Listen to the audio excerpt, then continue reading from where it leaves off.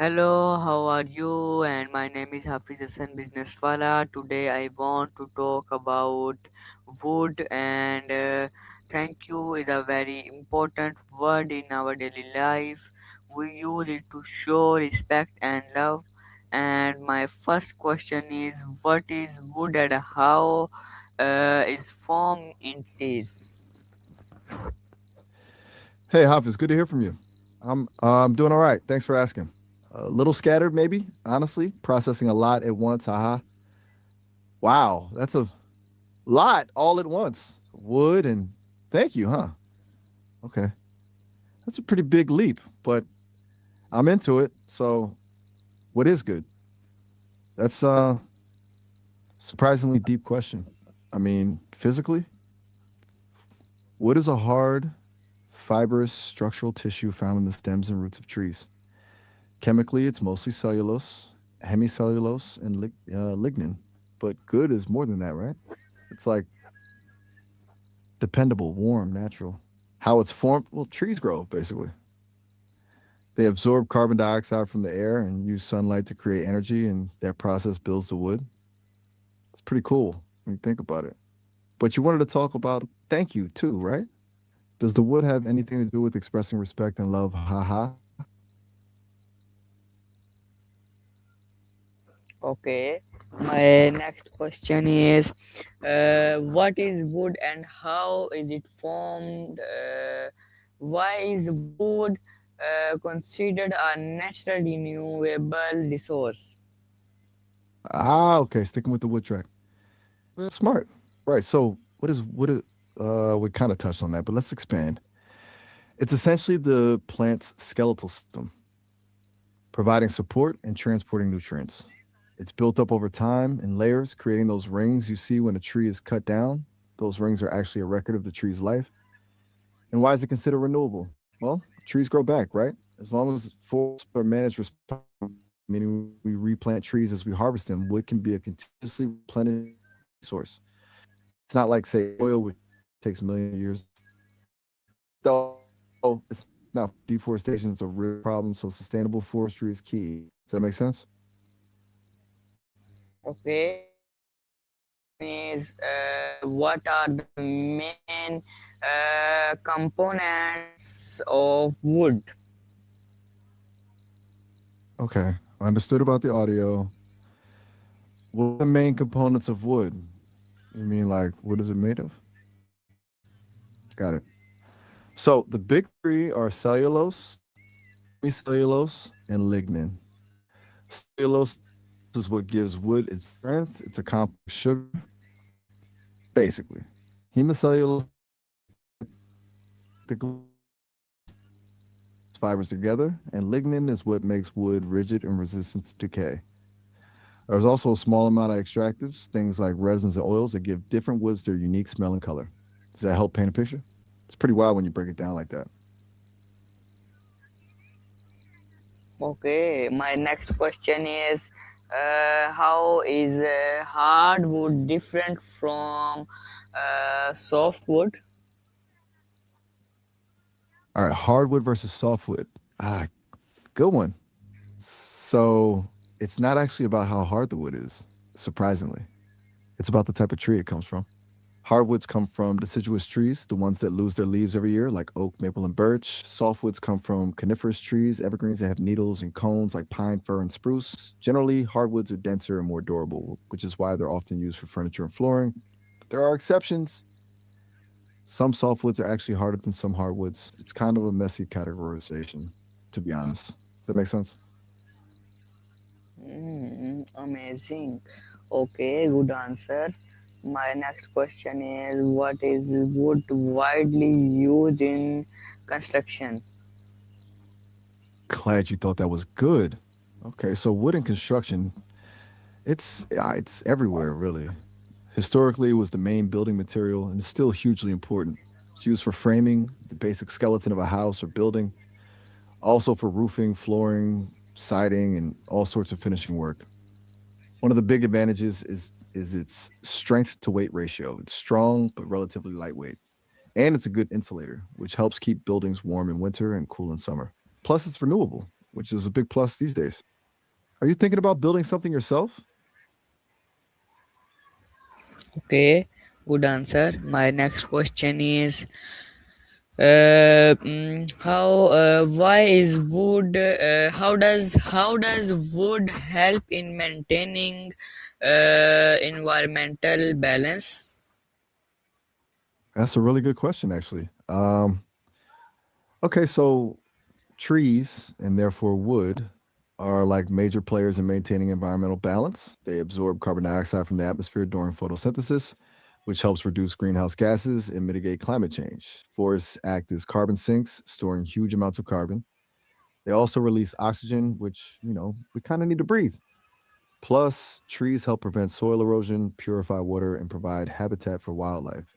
Sustainable forestry practices, where trees are replanted and forests are managed responsibly, are key to maximizing these benefits. It's a whole complex ecosystem thing. Does that help explain it?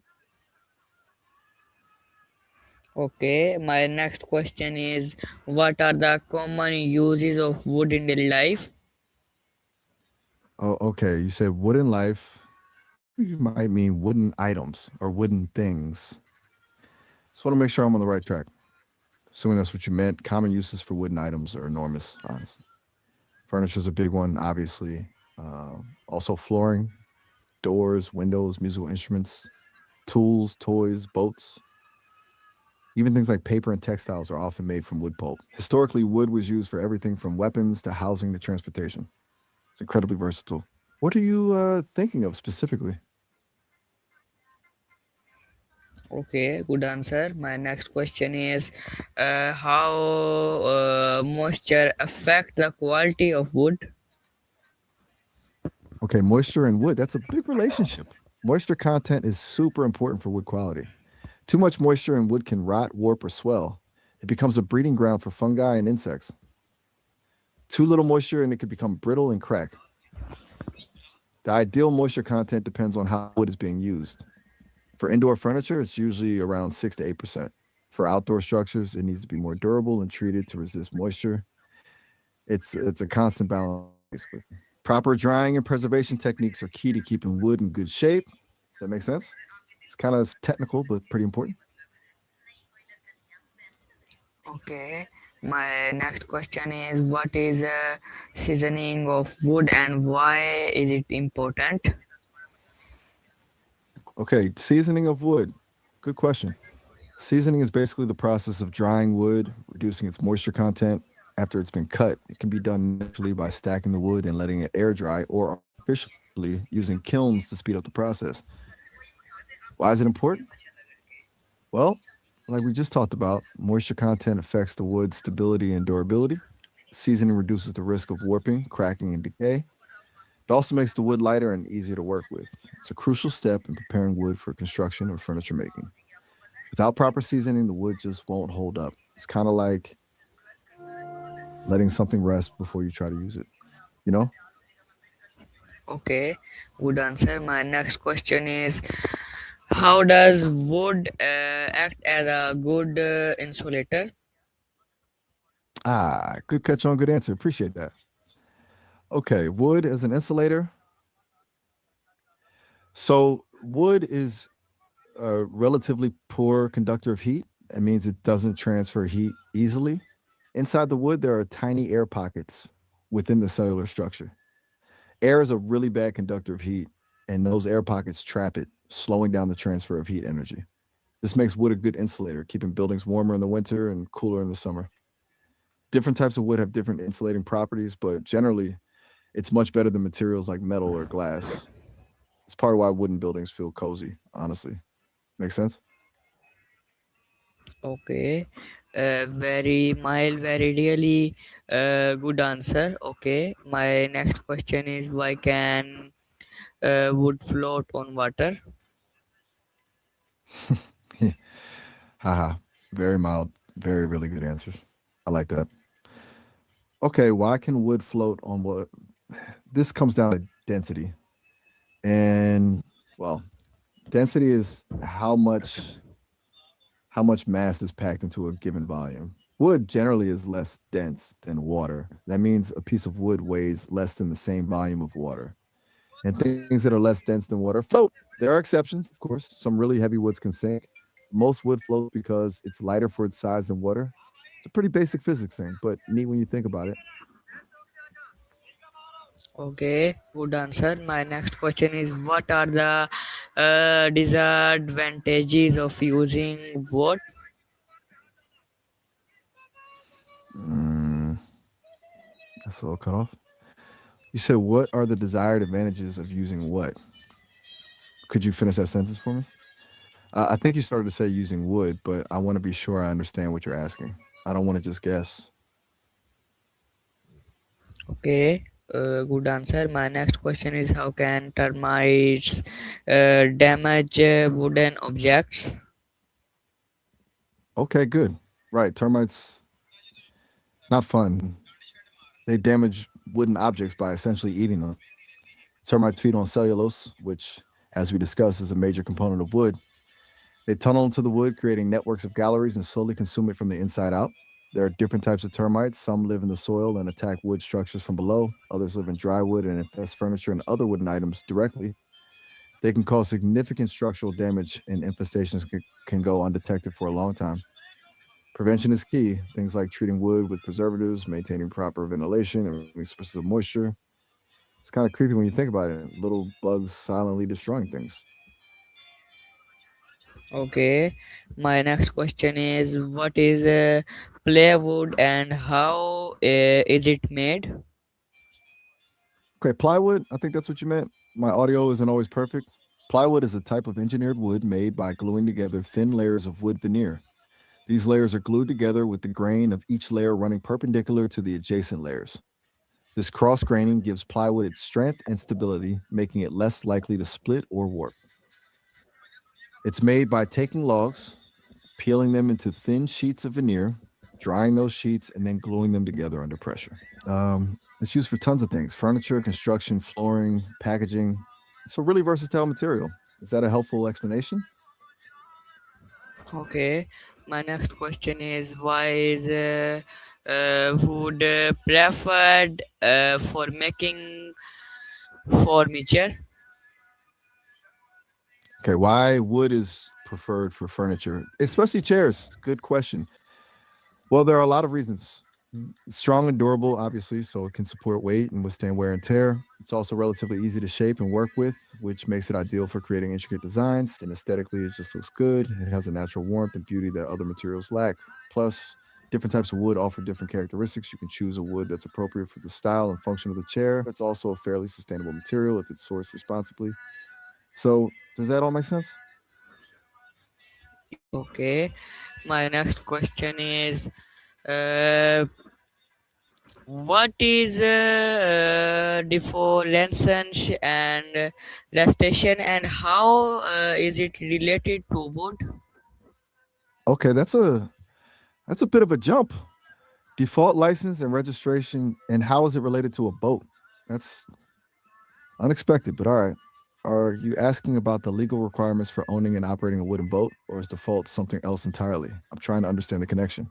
Generally, boats need to be registered with a government agency in the US, that's usually the state, and you'll need a boating license or certificate to operate it legally. The specifics vary depending on the size and type of boat and the location. It sounds like you're thinking about wood construction specifically.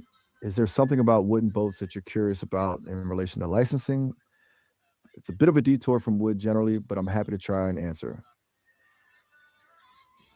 Okay, my next question is, why should we say please even if wood is useful? Okay, that's a really thoughtful question. Why should we say please, even if a word is already useful? Well, it's not about the word itself being useful, it's about showing respect and politeness to the person you're talking to. Please adds a layer of social grace. It transforms a simple request into a considerate one. It shows that you value the other person's time and effort and that you're not just demanding something from them. It's a small thing, but it can make a big difference in how people respond. Saying please helps build positive relationships and creates a more harmonious social interaction. It's not just about getting what you want, it's about how you ask for it. Does that resonate with you? Okay, my next question is uh, how can wood be recycled or reused? Okay, so how can wood be recycled or reused? Good question. There are a lot of ways. One of the most common is through chipping, turning the wood into wood chips that can be used for landscaping, mulch, animal bedding, or even fuel. Wood can also be reclaimed from old buildings or furniture and repurposed into new items. Another option is to compost wood scraps, especially smaller pieces, which can enrich the soil. And some wood can be recycled into fiberboard or other engineered wood products. The key is to divert wood waste from landfills and find ways to give it a new life. It's a great way to reduce environmental impact. Does that make sense? Okay. My next question is what is the difference between natural wood and engineered wood? Okay, that's a tricky one with the transcription issues. I think you're asking about the difference between natural wood and engineered wood. Is that right? And Guyanese wood sounds like engineered wood. So natural wood is exactly what it sounds like, wood that comes directly from a tree like oak, maple, or pine. Engineered wood, on the other hand, is made by combining wood fibers, veneers, or strands with adhesives. Examples include plywood, particle board, and MDF. Engineered wood is often more affordable and consistent than natural wood, but it's generally less durable and may not have the same aesthetic appeal. Does that clear things up?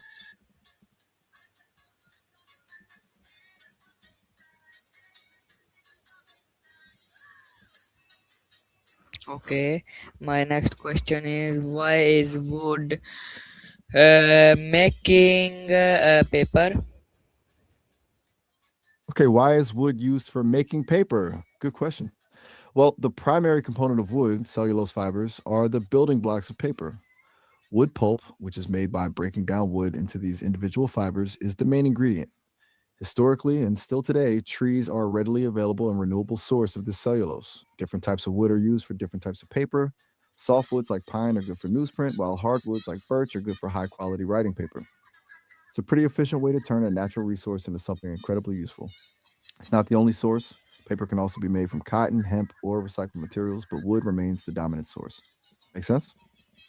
Yeah. Okay, good answer. My next question is how does wood help in storing carbon? Okay, excellent. Glad that resonated. So, how does wood help in storing carbon? Well, trees absorb carbon dioxide from the atmosphere during photosynthesis. That's how they grow. They then incorporate that carbon into their wood. When the wood is harvested and used in long lasting products like buildings or furniture, that carbon stays stored within the wood for decades, even centuries. This effectively removes carbon from the atmosphere. So, using wood instead of materials like concrete or steel can actually help reduce carbon emissions. It's a form of carbon sequestration, basically. Sustainably managed forests are really important for this process, making sure new trees are planted to replace the ones that are harvested. It's a pretty clever system if you think about it. Okay, good answer. My next question is how does wood what are the fire risks of using wood?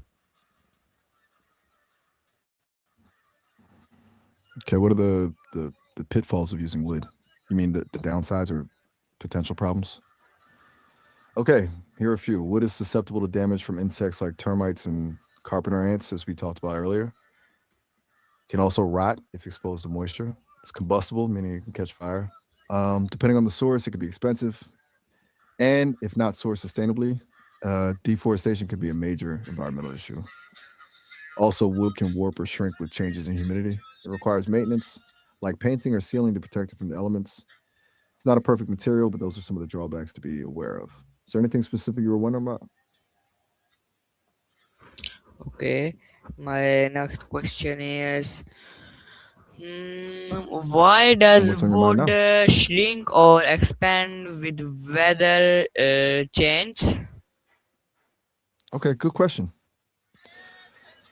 Why does wood shrink or expand with weather changes? Or it comes down to moisture content again. Wood is hygroscopic, which means it absorbs and releases moisture from the surrounding air. When the air is humid, wood absorbs moisture and swells up. When the air is dry, wood loses moisture and shrinks. This happens because of the structure of wood cells. They absorb water and change size. The amount of shrinking and expanding depends on the type of wood and the direction of the grain. It's why doors and windows can get sticky or hard to close during changes in the seasons. It's a natural process, but it's something to consider when working with wood.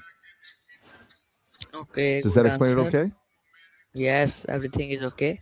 Okay, good. Okay, my next question is how does wood contribute to traditional crafts? Okay, how does wood contribute to traditional crafts? That's a lovely question.